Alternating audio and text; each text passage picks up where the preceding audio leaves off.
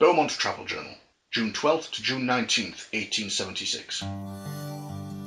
It took us a full week to cross the county on horseback, all the way to the Crooked Summit. I must confess though, it was a mostly pleasant journey. It was as if the statue knew we were trying to take it home. Each day was sunny and bright, and the provisions we stocked up on before leaving Wood's End were all fresh and delicious when we ate. We even came across a community of smiths. They had built several houses and forges around a giant anvil and sold many of the goods one would expect to find in any frontier blacksmith. I took the opportunity to stock up on dynamite and dark stone bullets. I fear this Jargono place is not going to be friendly, and the more I fill my saddlebags with ordnance, the safer I feel. Towards the end of our journey, we left the trail and found the remains of some poor fool. His bones had been bleached by the sun, his clothes had rotted away. Clearly he had been here for some time. I went to see if there was anything useful in his gear, and to my horror, he looked up at me and whispered my name. After that, both Torinobu and I decided to leave well enough alone and moved on. The next morning we found ourselves passing through a deep forest, headed for a narrow crossing over the Cohen River. If it weren't for the time of season, the little log cabin would never have even been seen by us, and that would probably have been for the best, for there stood before us a man with a sawed-off shotgun, accompanied by a trained wolf. He gave us an unpleasant look, but moved on without bothering us. I do fear that could have gone much worse. We hurried along and crossed the river. We made camp one last time after crossing the Cohen, and prepared all our provisions and gear for the expedition ahead. Tomorrow we begin our search for a void gate that will take us to Jargono. I must admit I am nervous, but if we can make it through this, then this heretic preacher, the Akumenojin, won't stand a chance when we finally catch up to him. After their long journey, Beaumont and Torinobu finally arrive at the Crooked Summit.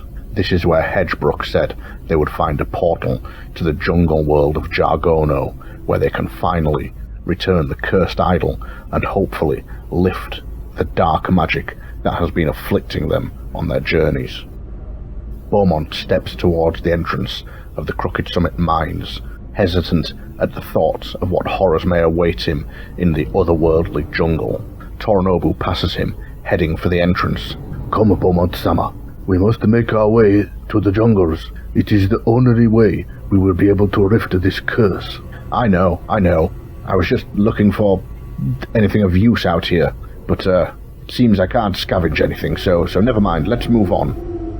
Beaumont steels himself and presses forwards, passing Torinobu and crossing the threshold of the mine. Inside he finds a rail split, the mine already branching off in 3 different directions. Torinobu catches up and steps into the room. He looks around. "Which way do you think we should go?" Beaumont takes a good look around the room and realizes they are in a bandit's lair. Crates of stolen goods and a few bedrolls line the walls, while a pile of crumpled wanted posters litter the floor. "Let's see if we can find anything of use before we press on, eh?" suggests Beaumont. Torinobu nods, and the 2 men use all their strength to break open a crate and pilfer the stolen goods inside. "Bandages and whiskey. These ought to come in handy," Beaumont says, taking a quick slug of the whiskey before returning the bottle to his satchel. He looks deeper into the room and turns back to Torinobu.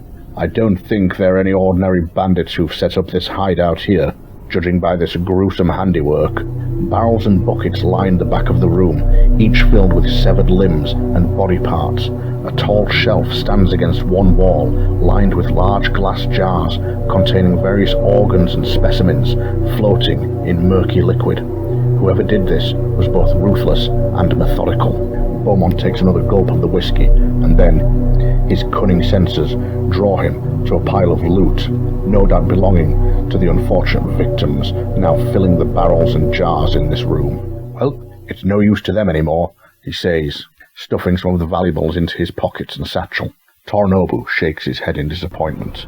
"That is dishonorable to take from the dead. You will create angry spirits." "I've got all the angry spirits I need right here," Beaumont says, taking yet another drink from the bottle of whiskey. As he looks over to Torinobu, he sees in an alcove behind him a flickering blue light.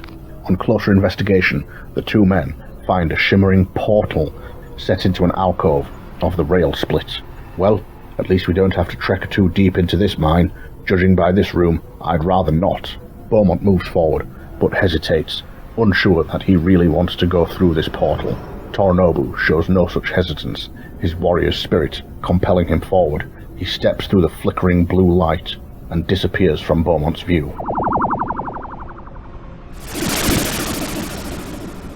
The samurai emerges in an ankle-deep marshy swamp.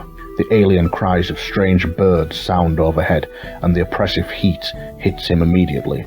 He looks around and sees a gigantic mollusk latched onto the side of a tree. The disgusting swamp slug must be at least 9 feet long and glistens with a sheen of mucus. Slowly, it turns to look at him, and Torinobu sees the entire length of its body is lined with razor-sharp teeth. It seems the slugs in this jungle are not vegetarians.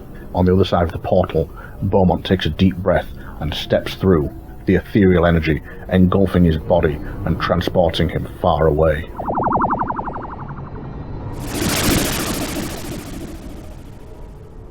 He steps out into the murky swamp alongside Torinobu. Before he can say anything, his eyes fall upon the giant swamp slug, staring at them curiously.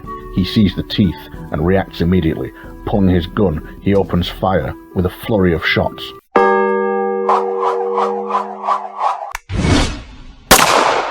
The bullets impact with a wet thud in the swamp slug's thick hide. The creature reacts, raising itself up high, its teeth bared, removing any doubt as to whether they will have to fight this monstrosity. Torinobu lunges forward, his sharpened blades proving far more effective than the small bullets.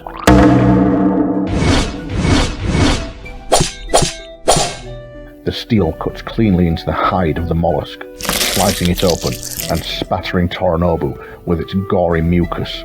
The creature gives a strange groan as it slumps down into the murky depths. Torinobu sheathes his sword and then notices a stinging feeling on his hand. He looks down to see the mucus from the giant slug sizzling softly against his skin. He grimaces and wipes it clean against his sleeve. "Let's get this over with," Beaumont says, and begins to move deeper into the jungle. However, before he can get too far, another of the swamp slugs emerges, bursting out of the water with far greater speed than expected. It rears up in an effort to ambush him, but Beaumont turns quickly and opens fire at point-blank range.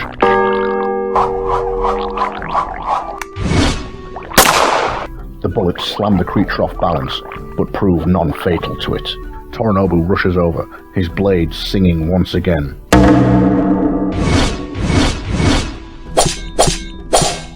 And cutting down another of the swamp slugs. "I think this place is quite dangerous. We should be careful." "You know what, Torinobu? I think you're right." Beaumont pushes deeper into the jungle. Moving past the murky clearing, he finds himself in a rather feral-looking swampy nest full of large eggs. Some of them are cracked and broken open. Whatever hatched here, it was big. Beaumont moves quietly in an effort to not disturb any of the eggs, but the sounds of their previous battle has already drawn the attention of some gigantic beast. With a terrifying roar, a giant overgrown lizard rips through the trees with sudden intense ferocity. It looks like a bloody dinosaur!" Beaumont gasps, seeing the young swamp raptor emerge right next to Torinobu. The raptor takes a vicious bite at Torinobu, but the quick-witted samurai jumps aside, barely avoiding its teeth. Beaumont moves into the nest for cover and takes aim.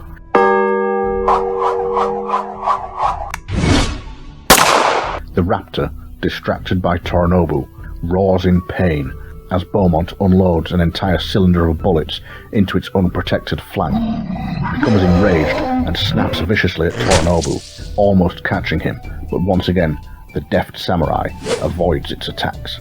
He throws himself to the ground and rolls through the filthy water, then thrusts his sword upwards into the belly of the beast.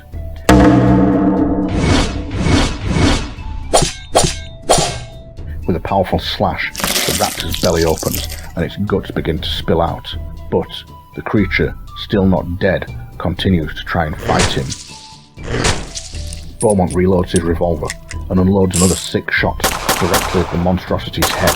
This time, the beast falls, its innards turning the swamp water red.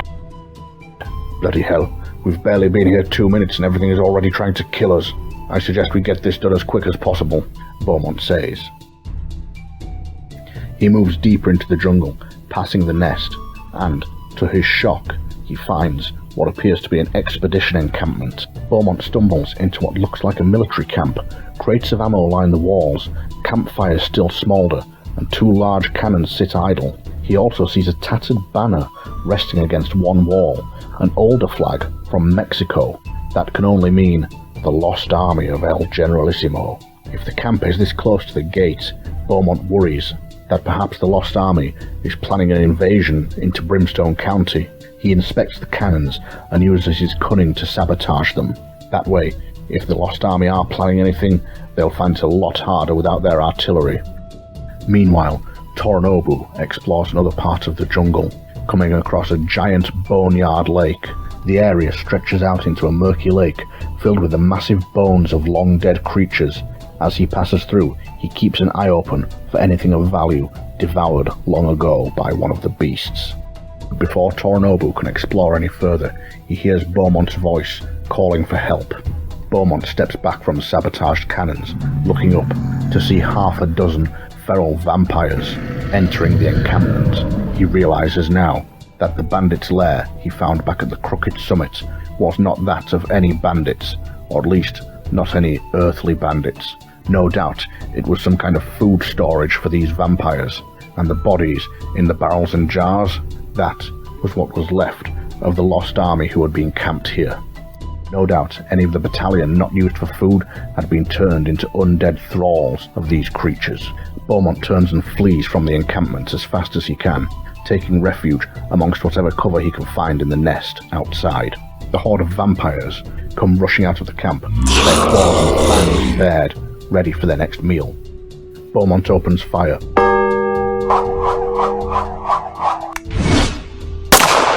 His bullets putting holes into a few of the vampires, but it doesn't seem to slow them, they just keep coming towards him.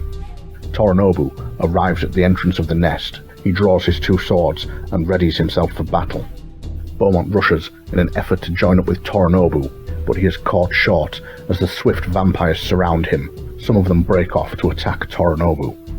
One of them sinks its teeth into Beaumont's wrist, and he cries out in pain before pulling the trigger on his gun and blowing the monstrosity's head apart. Meanwhile, Torinobu's swords make short work of 2 of the vampires.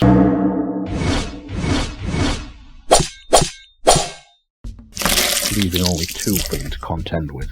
The final 2 vampires lash out, one of them landing a deep scratch across Torinobu's shoulder, and the other attempting a second bite on Beaumont. But the gambler's luck pays off, and he manages to get out of the way just in time. Then, drawing his pickaxe, he takes a wild swing at the creature, and the pick plants itself firmly in its chest. The vampire collapses backwards and crumbles into dust. He turns in time to see Torinobu land a vicious slice.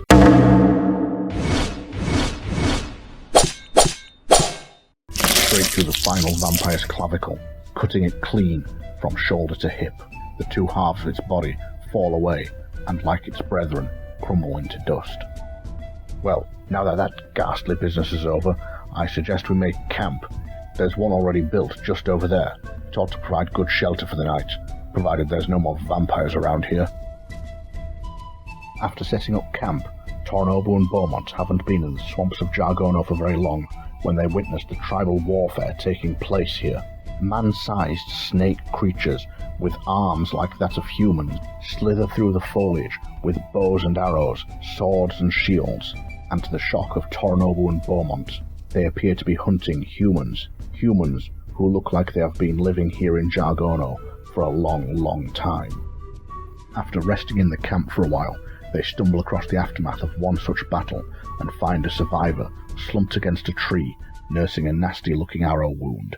"My daughter," he gasps. "Serpent men take my daughter. Sacrifice her at Temple of Dread." He groans in pain as the wound begins to leak thick black blood. Poison arrows, no doubt. He points weakly into the jungle. Please save daughter. Temple, that way." The man collapses, letting out a last breath as he sinks into the murky swamp filth. We must honor this warrior's last wishes, says Torinobu. We must save his daughter, and perhaps she can help us return this idol to its rightful place. Well, that seems like a better plan than just stumbling around in this murky filth all day. Let's go find this temple.